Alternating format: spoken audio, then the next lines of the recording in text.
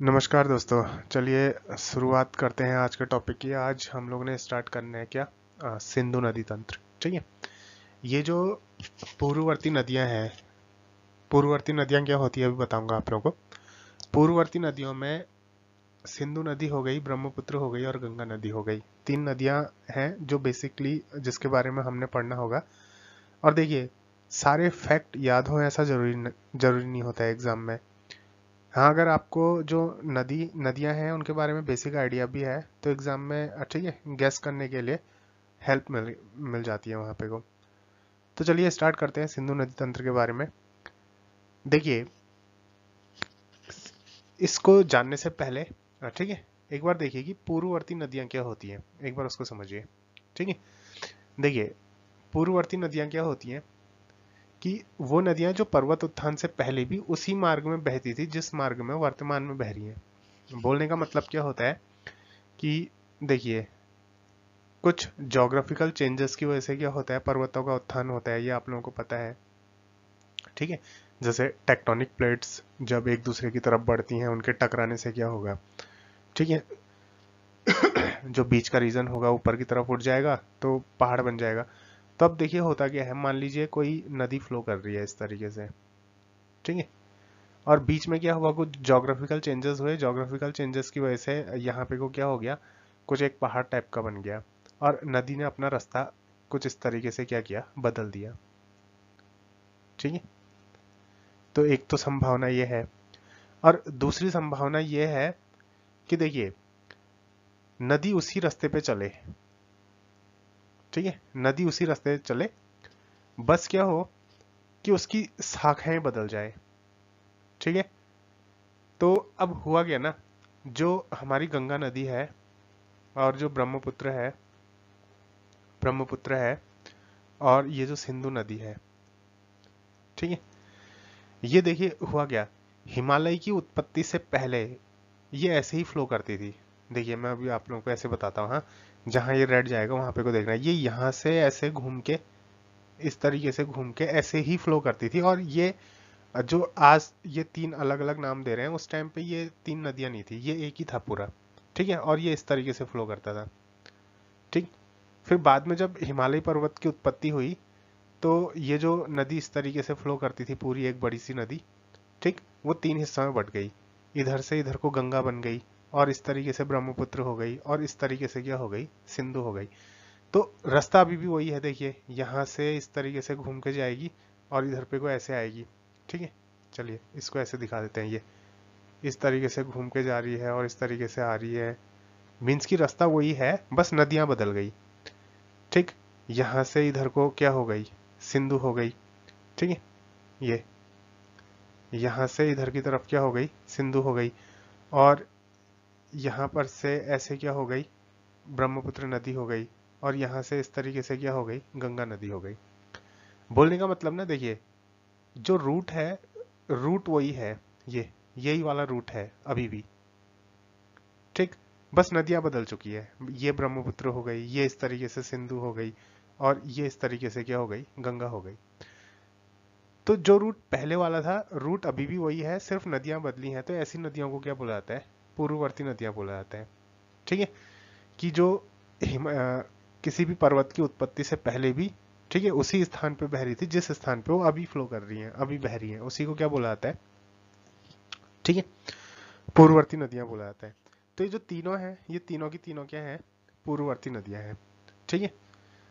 तो इन पूर्ववर्ती नदियों में सबसे पहले हमने समझना है किसको, सिंधु नदी तंत्र को समझना है। तो देखिए, सिंधु नदी का जो फ्लो है वो किस तरीके से होता है, सिंधु नदी का फ्लो कुछ इस तरीके से होता है। ठीक है। देखिए, ये है सिंधु नदी, इस तरीके से फ्लो करती है। ठीक। इस तरीके से फ्लो करेगी और लास्ट में कहाँ गिर जाएगी, अरब सागर में गिर जाएगी। तो ये निकलती है, ये जो सिंधु नदी है। और देखिए, जो ये नाम है ना सिंधु, और जो ये नदी है, मैं दोनों को सेम कलर से रिप्रेजेंट कर रहा हूँ। ठीक है। ताकि बाद में जब बहुत सारी नदियां यहाँ पे को बन जाए तो आपको कंफ्यूजन ना होगी कौन सी नदी का नाम मैंने कहाँ पे को लिखा है। तो येलो से इसको लिखा है तो येलो से ही मैंने क्या कर रखी है, नदी भी बना रखी है। ठीक हो गया। तो इस तरीके से सिंधु नदी फ्लो करती है, यहाँ से सिंधु नदी फ्लो करती है और इस तरीके से क्या होती है, यहाँ अरब सागर में गिर जाती है। तो ये जिस स्थान से निकलती है वो है मानसरोवर झील। ठीक है, मानसरोवर झील से निकलेगी और इस तरीके से फ्लो करते हुए, ठीक है, यहाँ पे को पाकिस्तान में एंटर करेगी। तो जिस जगह में पाकिस्तान में एंटर करती है इस जगह का नाम है क्या, ठीक है, दमचौक। सॉरी, पाकिस्तान बोल रहा हूँ। जिस जगह में इंडिया में एंटर करती है, ठीक है, यहाँ पे को क्या है, इंडिया में एंटर करती है, तो इस जगह का नाम क्या है, दमचौक।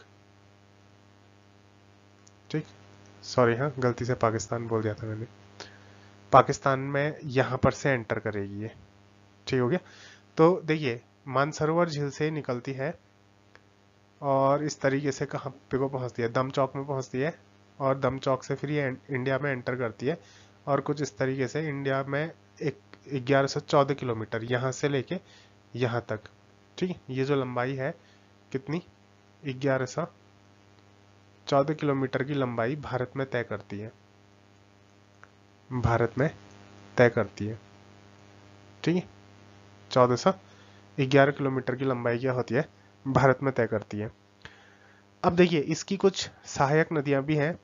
अब हर एक नदी को रिप्रेजेंट करना थोड़ा सा मुश्किल होगा, तो जो जो मेन मेन नदियां हैं सारी रिप्रेजेंट करेंगे। ठीक है, देखो जैसे श्योक हो गई, ये क्या है, सिंधु की सहायक नदी है। गिलगित, ठीक है, गिलगित ये भी क्या है, सिंधु की सहायक नदी है। जास्कर हो गई, ठीक है, जास्कर हो गई, ये भी क्या है, सिंधु की सहायक नदी है। सिगार, ठीक है, सिगार हो गई, ये भी क्या है, सिंधु की सहायक नदी है। और एक मिनट है, और कौन सी नदी, हाँ सिगार हो गई। नुब्रा, ठीक है, नुब्रा ये भी क्या है, सिंधु की सहायक नदी हो गई। और द्रास, ये भी क्या हो गई, सिंधु की सहायक नदी हो गई। ठीक है, देखिए एक तो ये हो गया। और सिंधु नदी में ना, सिंधु नदी में पंचनद, पंचनद का जल भी मिलता है। पंचनद मतलब 5 नदियां। ठीक है, और ये जो मेन सबसे मेन 5 नदियां हैं वो कौन कौन सी है, ठीक है, झेलम, झेलम, ठीक है, चेनाब, चेनाब, रावी, रावी, व्यास और सतलुज। ठीक है, ये पंच नदियों का जल, यानी ये 5 नदियों का जल भी क्या होगा, ये सिंधु नदी में ही मिल जाता है। देखो पाकिस्तान में बहुत लंबी डिस्टेंस ट्रेवल कर रही है ना, तो पाकिस्तान की लाइफ लाइन होती है ये। ठीक है, ये देखो यहाँ से लेके बहुत लंबी डिस्टेंस ट्रेवल करती है पाकिस्तान में, तो पाकिस्तान की लाइफ लाइन क्या है, सिंधु नदी ही है। ठीक हो गया। तो देखिए कुछ ये जो फैक्ट है, जैसे 1114 किलोमीटर की लंबाई तय करती है और ये इंडिया में किस जगह से एंटर करती है, दमचौक से एंटर करती है। और इसकी जो सहायक नदियां हैं वो कौन कौन सी है, श्योक, गिलगित, जास्कर, शिगार, नुब्रा, सिगार, नुब्रा, द्रास। ठीक है, और 5 नदियां जिनका पानी सिंधु में मिलता है वो कौन कौन सी नदियां हैं, झेलम, चेनाब, रावी, व्यास, सतलुज, ये सारी नदियां। ठीक, तो इसमें देखिए सबसे पहले, अच्छा हाँ, ये जो सिंधु नदी है ना, ये लगभग, इसकी जो द्रोणी है सिंधु नदी की, वो 11,65,000, ठीक है, स्क्वायर किलोमीटर, 11,65,000 स्क्वायर किलोमीटर का क्या करती है, ठीक है, ये इतना, इतने क्षेत्रफल को ये क्या करती है, कवर करती है। ठीक हो गया।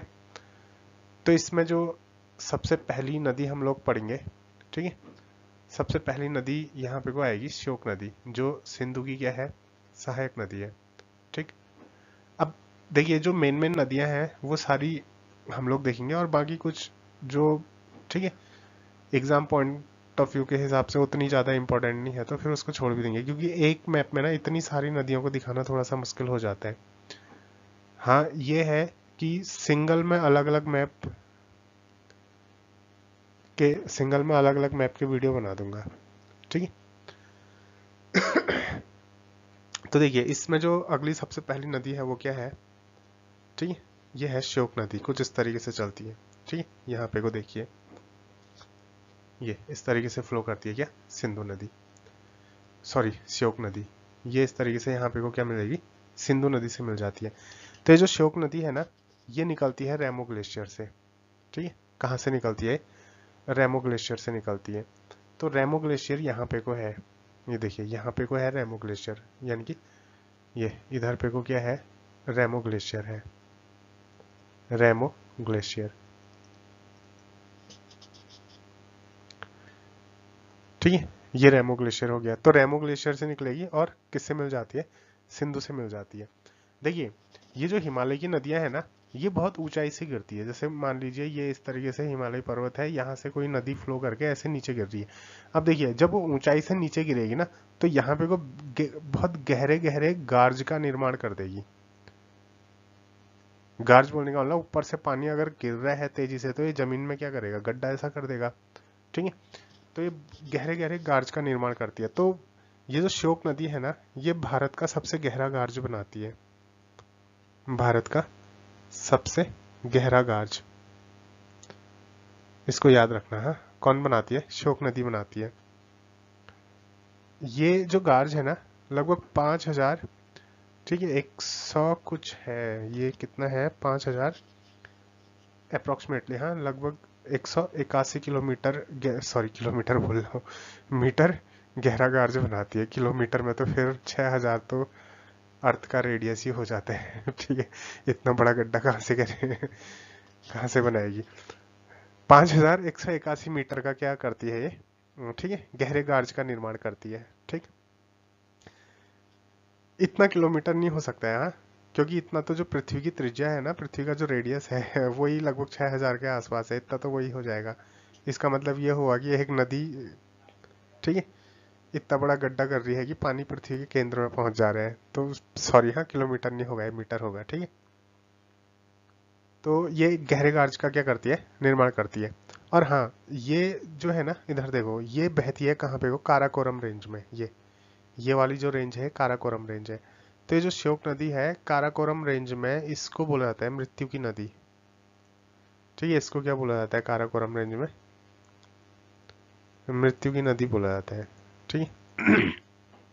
क्या बोलते हैं, मृत्यु की नदी। तो श्योक नदी के बारे में एक दो फैक्ट याद रखना, कि भारत के सबसे गहरे गार्ज का निर्माण कौन करती है, श्योक नदी करती है। और दूसरा, काराकोरम क्षेत्र में इसको क्या बोला जाता है, मृत्यु की नदी बोला जाता है, ठीक हो गया। चलिए उसके बाद जो हमारी अगली नदी है, ये इस तरीके से, ये है झेलम नदी, ठीक है। ग्रीन कलर से जो आप लोगों को दिख रही है, बस ये यहाँ पे को जाके रुक जाएगी, ठीक है। फिर ये किससे मिलेगी, यहाँ पे को चिनाब से मिलेगी। तो देखिए ये जो झेलम है ना, ये निकलती है जम्मू कश्मीर से, जम्मू कश्मीर में, ठीक है। शेषनाग जो झील है वहां से क्या निकलती है, ठीक है, ये झेलम नदी निकलती है। और एक चीज ध्यान देना, जैसे ये जो जैसे कोई झील है या फिर झरना है जिसके नाम के आगे नाग लगा होता है ना, नाग, वो मोस्टली 90% कहाँ होती है, जम्मू कश्मीर में ही होती है।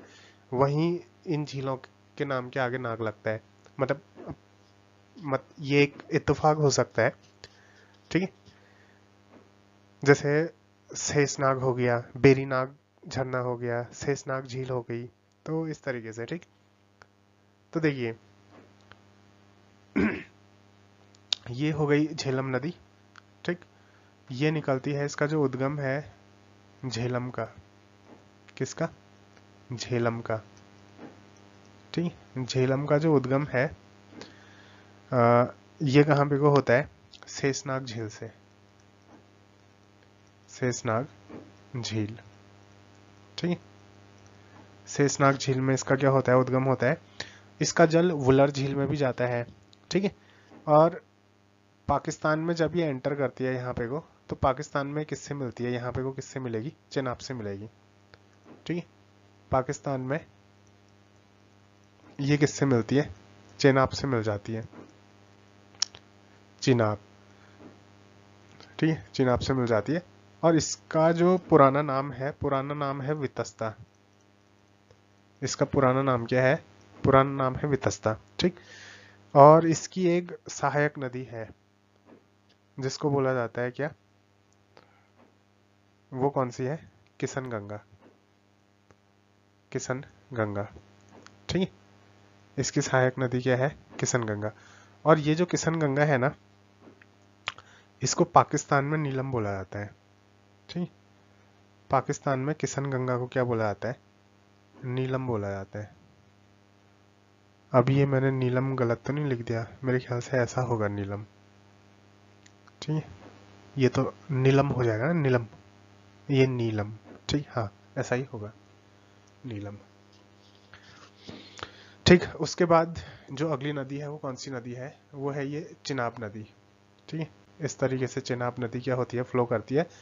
और किससे मिलेगी ये, ठीक, देखो झेलम नदी चिनाब से मिली, फिर उसके बाद थोड़ा आगे तक ये आगे को चले गए, ये हुआ ना, ये झेलम जो थी वो चिनाब से यहाँ पे को मिली, फिर ये दोनों मिलके थोड़ा आगे तक चले गए। ठीक है, तो ये जो नदी है ये क्या है, ठीक है, चिनाब। अब देखिए ये जो चिनाब है ना, ये यहाँ हिमाचल प्रदेश से निकल रही है। दरअसल क्या होता है, हिमाचल प्रदेश में दो नदियां बहती है, एक है चंद्र और दूसरी है भागा। ठीक है, चंद्र और भागा, इन दो नदियों के मिलने से जो नदी बनती है वो कौन सी है, चंद्रभागा। और इसी चंद्रभागा को क्या बोला जाता है, चिनाब बोला जाता है। ठीक है, चिनाब बोला जाता है, सॉरी, यही चंद्रभागा क्या है, चिनाब नदी है। ये कुछ इस तरीके से मिलती है ना, एक चंद्र नदी मिली, एक भागा नदी मिली। अब ये इतनी सारी नदियां मैं इस मैप में दिखा नहीं सकता हूँ ना, तो इसलिए क्या है कि थोड़ा सा, ठीक है, जो जो इस टाइप की नदियां हैं ना, छोटी छोटी नदियां हैं, उनको मैं इसमें दिखा नहीं रहा हूँ। ठीक हो गया, तो ये चंद्र और भागा दो नदियों के मिलने से ही क्या बनती है, चिनाब नदी बनती है। ठीक, तो चिनाब का पुराना नाम क्या है, जो चिनाब नदी है, ठीक है, इसका पुराना नाम क्या है, चिनाब का पुराना नाम है असिकनी। असिकनी, असिकनी, असिकनी, हाँ जो भी है, मतलब इसको देख लेना। ठीक है, असिकनी, हाँ यही होगा। फिर उद्गम कहाँ पे को हुआ इसका, हिमाचल प्रदेश में। ठीक है, ये चीज हो गई। उसके बाद जो हमारी अगली नदी बनती है वो बनती है रावी। ठीक है, और ये ऐसे बनेगी, देखो इस तरीके से बहती है, बहते हुए जाएगी, कहाँ चले जाएगी, ये चले जाएगी इधर। ठीक है, चिनाब से मिलते हुए कुछ हद तक आगे बढ़ेगी। तो ये जो रावी नदी है, इसका उद्गम भी कहाँ पे को है, देखो हिमाचल प्रदेश में ही है, तभी मैंने हिमाचल प्रदेश को अलग से दिखा रखा है। ठीक है, उद्गम कहाँ पे को होगा, रावी, रावी का उद्गम कहाँ पे को होगा, ये भी क्या होगा, हिमाचल प्रदेश में होगा।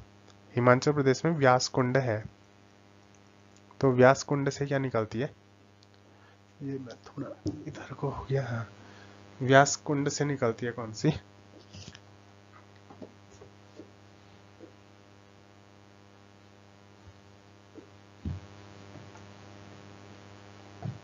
एक मिनट, हाँ इसको लिखने में बड़ी दिक्कत हो रही है यहाँ पे तो।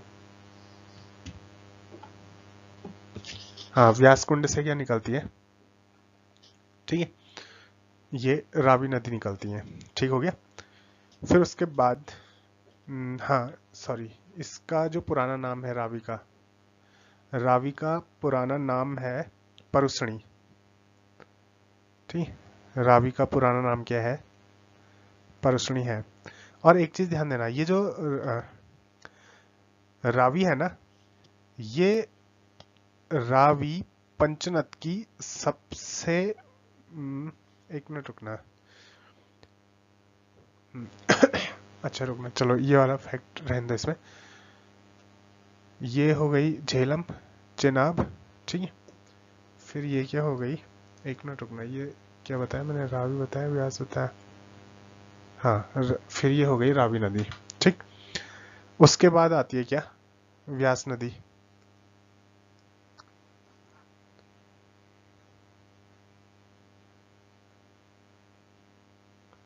देखिए, व्यास नदी जो है इसका उद्गम भी क्या है, हिमाचल प्रदेश में ही है। ठीक है, व्यास नदी का उद्गम भी क्या होता है, हिमाचल प्रदेश में ही होता है। हिमाचल प्रदेश में जो एक मिनट रुकना, सॉरी, रावी जो है इसका पुराना नाम है परुसणी। इसका उद्गम होता है हिमाचल प्रदेश में, लेकिन ये व्यास कुंड से नहीं होता है। ठीक है, यहाँ पे को गलत हो गया, ये व्यास नदी का उद्गम होता है व्यास कुंड से। ठीक, इसको आप लोग ठीक कर लेना। रावी का उद्गम नहीं होता है, व्यास का उद्गम होगा कहाँ पर से, व्यास कुंड से। तो अगली जो नदी है हमारी क्या है, ठीक है, अगली नदी है हमारी ये है। ठीक, इस तरीके से बहती है व्यास। ये कौन सी नदी हो गई, व्यास नदी हो गई। ठीक है, तो व्यास जो नदी है, व्यास नदी, व्यास नदी का पुराना नाम क्या है, इसका पुराना नाम है, ठीक है, इसका पुराना नाम है विपासा। विपासा, व्यास का पुराना नाम क्या है, विपासा। और इसका जो उद्गम है, ठीक है, ये कहाँ पे को होगा, हिमाचल प्रदेश में व्यास कुंड। तो व्यास कुंड जो है ना वो व्यास नदी का उद्गम है। हाँ, ठीक है, वो आगे पे वहां पे को गलत हो गया था वो, तो इसको ठीक कर लेना आप लोग। तो व्यास का पुराना नाम क्या है, विपासा, और इसका उद्गम कहाँ पे को होगा, हिमाचल प्रदेश व्यास कुंड से। ठीक है, और ये एकमात्र नदी है, ठीक है, एकमात्र नदी है जो पाकिस्तान में नहीं जाती। मीन्स की पंच नदियों में, हाँ पंचनद में जो 5 नदियां हैं ना, उन 5 नदियों में एकमात्र नदी है, ठीक है, जो पाकिस्तान में नहीं जाती। बाकी वैसे तो देखिए सिंधु नदी भी जारी है पाकिस्तान में, ठीक है, और भी बहुत सारी नदियां होंगी जो इस तरीके से छोटी छोटी ना, जो पाकिस्तान में एंटर करेंगी। तो मैं पंचनद की बात कर रहा हूँ, 5 नदियां, ये झेलम, चेनाब, ठीक है, झेलम, चिनाब, रावी, व्यास, सतलुज, इनमें केवल व्यास एक ऐसी नदी है, ठीक है, व्यास एक ऐसी नदी है जो भारत में फ्लो करती है। ये देखो, ये पाकिस्तान में एंटर नहीं की, ठीक है, तो पाकिस्तान में नहीं जाती, ठीक, नहीं जाती। तो इस चीज को आप लोग ध्यान में रखना। उसके बाद जो अगली नदी है वो कौन सी है, ये है क्या, सतलुज। इस तरीके से फ्लो करती है ये, व्यास से मिलेगी, फिर व्यास से मिलने के बाद, ठीक है, रावी से, उसके बाद सीधे सिंधु से मिल जाएगी। तो ये जो निकलती है ना, ये कहाँ से निकलती है, अच्छा सॉरी, इसका जो नाम है ये हो गया क्या, सतलुज। और ये जो निकलती है ये कहाँ से निकलती है, इधर देखो, रकसताल, रकसताल, तिब्बत में है रकसताल, और मानसरोवर झील भी क्या है, तिब्बत में ही है। तो रकसताल से निकलती है, तिब्बत होते हुए कहाँ जाती है, भारत में आती है, फिर भारत से होते हुए पाकिस्तान में एंटर करती है, और पाकिस्तान से होते हुए ये रावी, इन सब का जल लेते हुए सिंधु नदी से मिल जाती है। और सिंधु नदी से जिस जगह पे को ये मिलती है उस जगह का नाम है मिठानकोट। ये यहाँ पे को देखो, यहाँ पे को मिलती है सिंधु नदी से, ठीक, तो ये जो जगह है इसको क्या बोलते हैं, मिठानकोट नाम की जगह, यहाँ पे को ये मिल जाती है। ठीक है, सतलज, सतलज ने क्या किया दिखाओ, व्यास का पानी भी लिया, रावी का पानी भी ले लिया, रावी ने क्या किया, चिनाब का पानी लिया, चिनाब ने क्या किया, झेलम का पानी लिया। तो एटलीस्ट लास्ट में जो सतलुज नदी है वो किससे जाके मिल जाती है, सिंधु से मिल जाती है। तो देखो ये जो 5 नदियां है ना, ये डायरेक्टली सिंधु से नहीं मिलती हैं। इन 5 नदियों में क्या है कि ये इनडायरेक्टली क्या होती है, सिंधु से मिलती है। देखो झेलम जो है ना वो डायरेक्टली सिंधु से नहीं मिली, झेलम किससे मिली, चिनाब से, चिनाब किससे मिली, रावी से, रावी किससे मिली, सतलुज से, और सतलुज किससे मिली, सिंधु नदी से मिल गई। ठीक है, तो ये दो नदियां हैं, एक सिंधु नदी हो गई, एक सतलुज नदी हो गई, जो 3 देशों में बहती है। कौन कौन से, तिब्बत, भारत और पाकिस्तान। ठीक है, और और तो इसमें कुछ नहीं है। हाँ, जहां पे को ये व्यास नदी और सतलुज नदी मिलती है ना पंजाब में, यहीं पे को क्या है, भाखड़ा नांगल डैम भी है। ठीक, क्या है, भाखड़ा नांगल डैम। ठीक, कौन सी नदी में है ये, सतलुज नदी पे। ठीक हो गया। तो देखो इन 5 नदियों को लेके ना 1960 में एक सिंधु जल समझौता भी हुआ था। डेट याद रखना, 1960 में क्या हुआ था, सिंधु नदी जल समझौता हुआ था। सिंधु नदी समझौता बोल लो शॉर्ट में। ठीक है। तो अब ये जो समझौता था, क्या था, कैसा था, ये सारी चीजें मैं एक अलग से वीडियो में डिस्कस करूंगा। ठीक है। तो उम्मीद करता हूँ कि आज जो भी हम लोगों ने चीजें पढ़ी है वो आप लोगों के समझ में आई होगी। मिलते हैं अगले वीडियो में, तब तक के लिए धन्यवाद, नमस्कार।